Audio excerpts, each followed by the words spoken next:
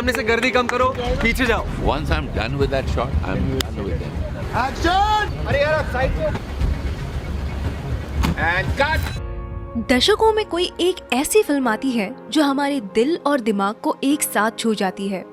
2009 में आई थी आमिर खान की फिल्म 3 इडियट्स और अब 2023 में विक्रांत मसे की 12th फेल। इन दोनों फिल्मों में एक चीज कॉमन है और वो है ब्रिलियंट मैन विधु विनोद चोपड़ा।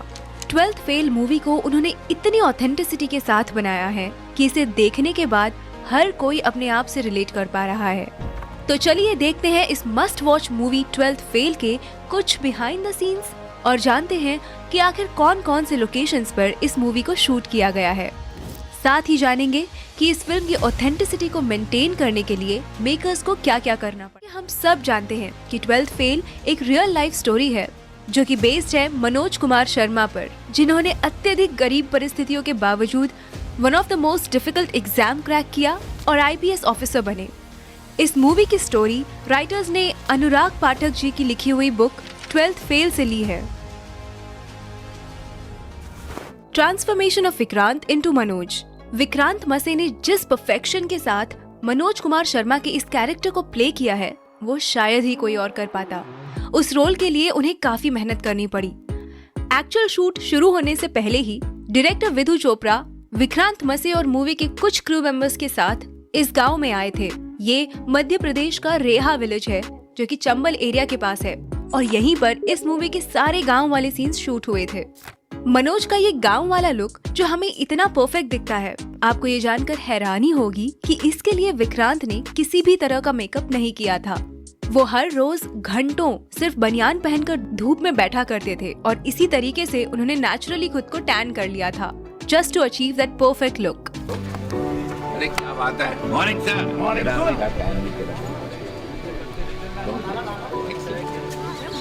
लेकिन ज्यादा धूप की वजह से उनकी स्किन इतनी ज्यादा टैन हो गई थी कि वो जली हुई लग रही थी और ये कुछ सीन्स में एविडेंट भी है। फॉर एग्जाम्पल ये वाला सीन जहाँ मनोज की दादी अपनी जमा पूंजी उसे सौंपती है ये कहकर, खर्चे की चिंता मत करियो, अब बड़ा पुलिस अफसर बनकर ही लौटियो। एंड देन ये वाला सीन मेंस एग्जाम में फेल होने के बाद जब मनोज श्रद्धा के घर मसूरी जाते हैं, उस सीन में भी उनकी बर्न स्किन हमें क्लियरली दिखती है। इसे वो लोग मेकअप से कवर डेफिनेटली कर सकते थे, लेकिन विक्रांत ने कहा कि इसे एज इट इज रहने देते हैं क्योंकि उस सीन में मनोज लो और अंडर कॉन्फिडेंट फील कर रहे थे because of his failure in the exam और विक्रांत भी उस वक्त बर्न स्किन की वजह से कुछ वैसा ही फील कर रहे थे। इस तरह वो अपनी परफॉर्मेंस को और एनहांस कर पा रहे थे।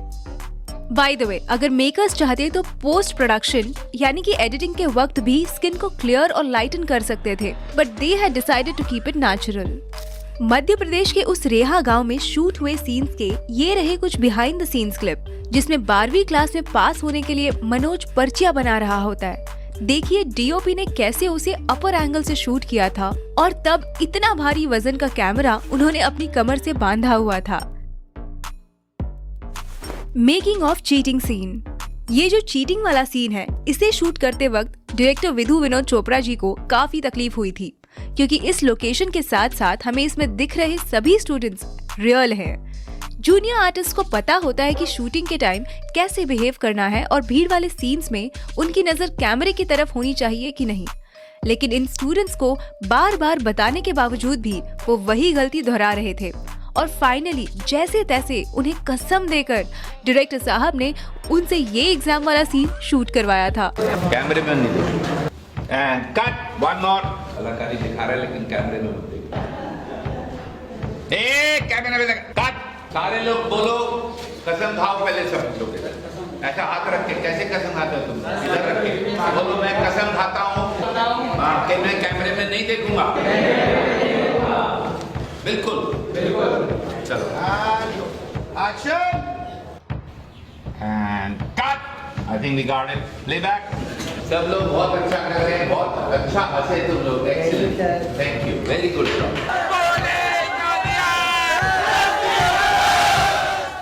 Mastering a jugaad driving. Total इसमें 4 रिवर्स। ये जो सवारी थी उसे गांव वाले लोग जुगाड़ कहते हैं क्योंकि इसे किसी कंपनी में नहीं बल्कि गांव के किसी बुद्धिमान आदमी ने लिमिटेड रिसोर्सेज से जुगाड़ करके बनाया होता है।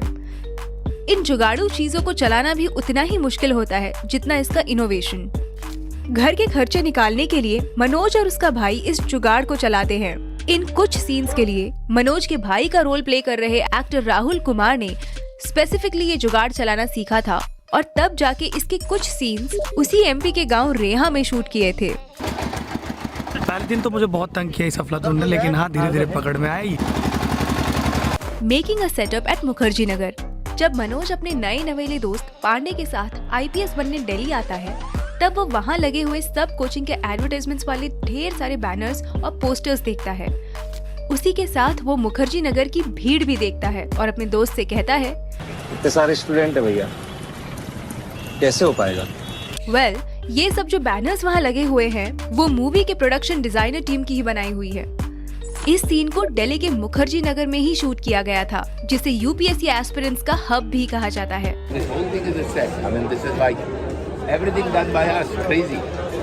Number 5, making it rain on a sunny day.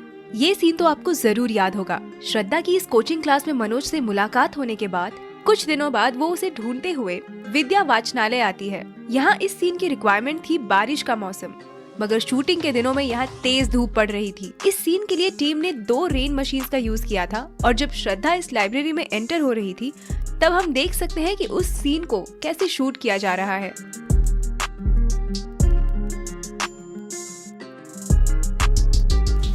Number 6, Medha sang a song in reality। इस ट्रूथ एंड डेयर सीन में जब श्रद्धा पर गाना गाने का डेयर आता है, आपको ये जानकर हैरानी होगी कि ये आवाज न श्रेया घोषाल की है न किसी और प्लेबैक सिंगर की, बल्कि इसे खुद मल्टी टैलेंटेड एक्ट्रेस मेधा शंकर ने ही गाया है, और वो भी ऑन लाइव लोकेशन। इससे हम समझ सकते हैं कि ये मूवी कितनी ऑथेंटिसिटी के साथ बनाई गई है। जब कास्ट एंड क्रू में से कोई अच्छा काम करता था तो डायरेक्टर विधु उसे 20 रुपए एज अ रिवॉर्ड देते थे, as a mark of good job that somebody had done.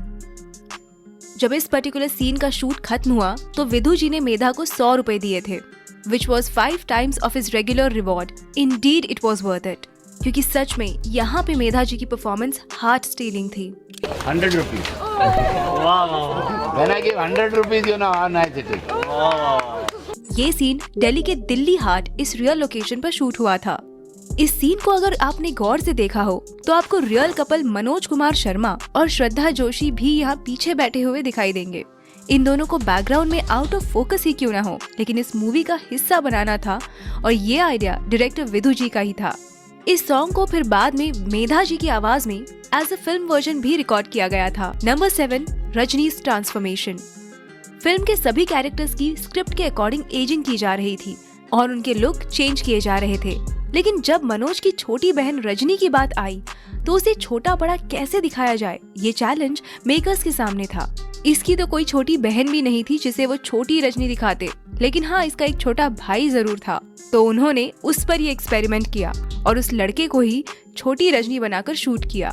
और क्योंकि वो दोनों भाई बहन थे, उनके फेस कट्स अच्छे से मैच हो रहे थे और कुछ इस तरह उन्होंने रजनी के कैरेक्टर में ऑथेंटिसिटी मेंटेन की थी। Number 8, special appearance of doctor Vikas Divyakirti. हम सब इससे वाकिफ हैं कि 12th फेल में दृष्टि IAS के founder and coach Vikas sir का स्पेशल अपीयरेंस है। डायरेक्टर ने एक्शन बोलते ही विकास सर की क्लासरूम में एंट्री हो जाती है। सर आगे जाकर स्टूडेंट्स को सिविल सर्वेंट का महत्व समझाते हैं। आइए Vikas sir, very good, walk fast.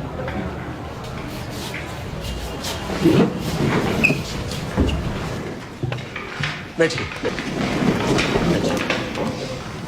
IAS बनना बड़ी बात नहीं है। बड़ी बात यह है कि जिस कुर्सी पर आप बैठेंगे ना, उससे आपकी इज्जत ना हो, बल्कि आपसे उस कुर्सी की इज्जत बढ़े।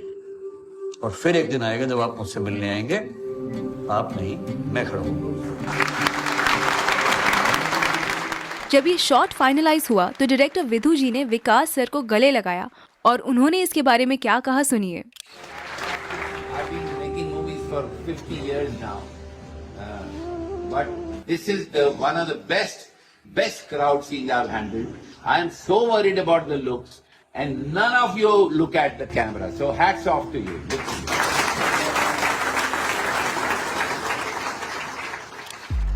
आपकी जानकारी के लिए बता दें कि इस मूवी के कुछ सीन्स और डायलॉग्स विकास सर ने खुद ही लिखे हैं, खास करके ये लास्ट वाला इंटरव्यू वाला सीन। 12th फेल को पहले राजकुमार ईरानी डायरेक्ट करने वाले थे, लेकिन इसे लिखते लिखते विधु जी इन कैरेक्टर्स से कुछ इस तरह अटैच हुए कि उन्होंने इसे खुद ही डायरेक्ट करने का फैसला किया। यूजुअली विधु विनोद चोपड़ा अपने फ्रेंड्स राजकुमार ईरानी और अभिजात जोशी के साथ कोलैबोरेट करके लिखते हैं, लेकिन उस टाइम पीरियड में वो दोनों डंकी पर काम करने में बिजी थे। काश राजकुमार ईरानी डंकी की बजाय 12th फेल को डायरेक्ट करते। उनकी डंकी ने तोड़ी हुई ब्लॉकबस्टर की स्ट्रीक टूटने से तो बच जाती। Shooting at UPSC headquarter. Climax में जब यूपीएससी के प्रीलिम्स और मेंस को क्वालिफाई करने के बाद मनोज को जो इंटरव्यू कॉल आता है, तब मनोज के साथ श्रद्धा उसे यूपीएससी हाउस तक छोड़ने आती है। यहाँ गेट के बाहर जितने भी सीन्स हैं, इन्हें रियल लोकेशन दिल्ली के धौलपुर हाउस पर ही शूट किया गया है। ये वही जगह है जहाँ पर यूपीएससी के इंटरव्यूज लिए जाते हैं और यहाँ पर मूवी को शूट करने के लिए मेकर्स को स्पेशल परमिशन लेनी पड़ी थी। लेकिन उसके बाद के जितने भी अंदर वाले सीन्स हैं, उन्हें वहाँ शूट के लिए परमिशन नहीं मिली और इसी के कारण उन्होंने ये सारे सीन्स इसी हाउस के रेप्लिका में शूट किए थे। ये एग्जैक्ट रेप्लिका न्यू दिल्ली में रिकंस्ट्रक्ट किया गया था। Making of the song restart. Bollywood में जो पहले कभी ना बना हो, कुछ ऐसा एंथम सॉन्ग डायरेक्टर विधु जी को इस 12th फेल मूवी के लिए बनाना था। जैसे कि कोई कमरे में गा रहा हो, थोड़ा सुरीला और थोड़ा बेसुरा, थोड़ा आगे थोड़ा पीछे। तो शांतनु मोइत्रा ने इस रीस्टार्ट सॉन्ग को कंपोज किया था और देखिए इसे कैसे रिकॉर्ड किया जा रहा है।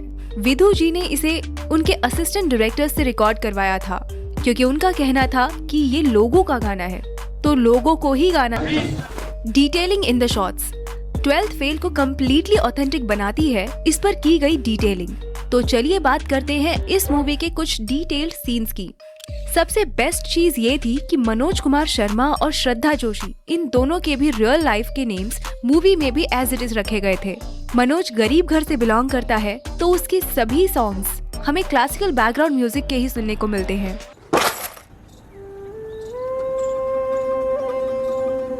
दो पैसा। और श्रद्धा के सोलो सॉन्ग्स पर मॉडर्न म्यूजिक का लहजा है। तुम नजर से बोलो ना। लेकिन जब वो दोनों साथ में आ जाते हैं, तब इन दोनों क्लासिकल और मॉडर्न म्यूजिक को ब्यूटीफुली कंबाइन करके प्रेजेंट किया गया है। अब जाओ, पलट दो दुनिया। Will you marry me, Manoj?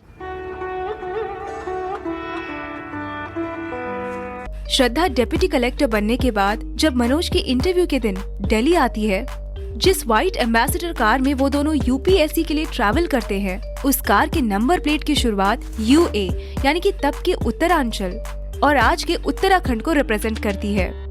12th fail के ऑलमोस्ट सभी सीन्स रियल लोकेशन पर ही शूट हुए हैं। हालांकि गांव वाले सभी सीन्स को डायरेक्टर और team easily Mumbai film city में शूट कर सकते थे, but they decided to shoot it in the real village of Reha, just to be a lot more authentic. ये पहली ऐसी फिल्म है जो रियल मुखर्जी नगर और राजेंद्र नगर में शूट हुई है, और वो भी रियल यूपीएससी स्टूडेंट्स के बीच। मुखर्जी नगर में हर हिंदी मीडियम का वो बच्चा था जो अपने गांव में ये बोल के आया था कि मुझे कुछ करके दिखाना है, उसमें मैं भी एक। इस मूवी का हर एक सीन डिटेल है, जिन्हें डायरेक्टर और उनकी टीम ने काफी मेहनत और ध्यान से बनाया है। हार नहीं मानूंगा 12th fail restart based on A true story inspired by million true stories. इसका माने क्या है? हजारों कहानियों से प्रेरित है, तो हजारों कहानियां किनकी कहानियां हैं? वो आपकी कहानी है। और वो पोस्टर में आप ढूंढते रहिएगा कि हीरो कहाँ है, वो आपको नजर नहीं आएगा। एक्चुअली इसमें अगर हम स्पॉट द हीरो कॉन्टेस्ट करें तो बहुत इंटरेस्टिंग होगा, आपको पता ही नहीं लगेगा कि है कहाँ। यही मैं कहना चाह रहा हूँ। इसमें तो एरो लगाया है हमने आपके लिए कि आप ढूंढ लें कि हीरो कहाँ है। ये होते हैं रियल हीरो। हजारों में से एक मनोज, जैसे हजारों लोगों लाखों लोगों में आप एक। कई लोगों ने कहा कि सुनता हीरो जो गौरी भैया है, कोई कहता पांडे है, कोई कहता मनोज है, कई कहते श्रद्धा है। तो जब आप ये फिल्म देखें तो हमको जरूर बताइएगा कि आपकी नजरों में इस फिल्म का सही हीरो कौन। मैं भी हो सकता हूँ, अगर आपको लगता है मैं हूँ तो वो भी बता दीजिए। 12th फेल 27 अक्टूबर 2023 को थिएटर्स में रिलीज हुई थी। रिलीज पर क्रिटिक्स ने तो इसे अच्छा रिस्पांस दिया ही था, लेकिन पब्लिक ने भी इसके तारीफों के पुल बांध दिए थे। यही नहीं, बल्कि कमल हासन सर ने भी 12th फेल देखने के बाद तारीफ भी की थी। नमस्ते, I am talking from the NFDC Theatre in Chennai, where I saw 12th Fail by Mr. Vidhu Vinod Chopra. He's a friend of mine. These are occasions when you feel proud to say that you're somebody's friend. It's not an ambitious film, but it's a film about ambition. And to craft such a film and make it work, that is ambitious. And he has embarked upon it. I'm very happy I saw the film. Most of them who saw the film I spoke to had only one thing to say. Long time since we saw a good film like this. I would like to second that motion. Thank you, Vinod Chopra, for making a film like this. It brings back hope in filmmakers like me to confidently go ahead and do what you love most.